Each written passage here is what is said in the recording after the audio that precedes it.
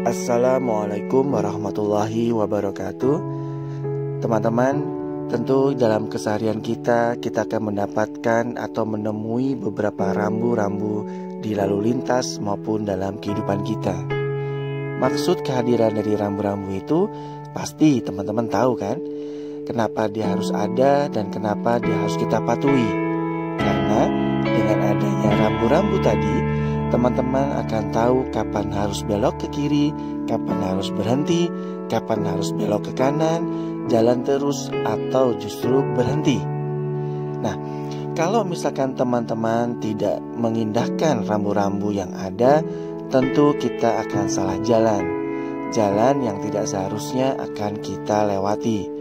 Padahal dengan adanya rambu-rambu yang tentunya bisa kita lihat di sekitar kita, itu akan membantu kita untuk berjalan berdampingan dengan orang-orang di sekitar kita.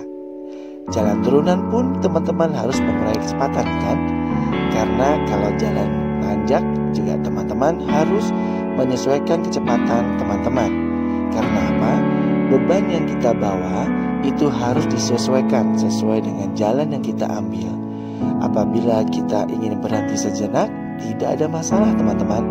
Tetapi yang menjadi masalah adalah berhenti tidak pada tempatnya atau yang tidak seharusnya kita berhenti. Karena justru kalau kita berhenti di tempat yang tidak sebenarnya, maka akan bisa mengganggu kehidupan orang lain.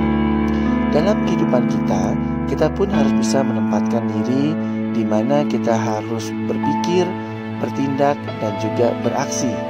Karena kita tidak hidup sendiri. Kita tergolong sebagai makhluk sosial, bukan?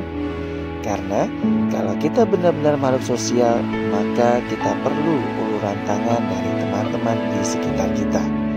Bahkan tidak ada salahnya kalau kita mengantri di belakang orang lain dalam berjalan, atau berjalan bersampingan, atau kita jalan di depan menuntun teman-teman kita. Karena pada hakikatnya kita tidak bisa hidup tanpa orang lain. Teman-teman pasti bisa bayangkan kalau misalkan kita tidak ada teman-teman di sekitar kita, atau bahkan kita hidup sendiri, bagaikan di dalam gua yang gelap, yang tentu kita tidak tahu kapan ujungnya. Dan kita tentu akan merasa sendiri dan juga kebingungan. Sampai kapan ini harus sendiri? Sampai kapan kita bisa menemukan bantuan dari orang lain, atau bahkan dari alam yang menunjukkan kepada kita? Karena dalam hidup ini pasti ada satu tujuan, dan tujuan itu pun masing-masing orang akan mendapatkannya. Begitu? Terima kasih. Wassalamualaikum warahmatullahi wabarakatuh.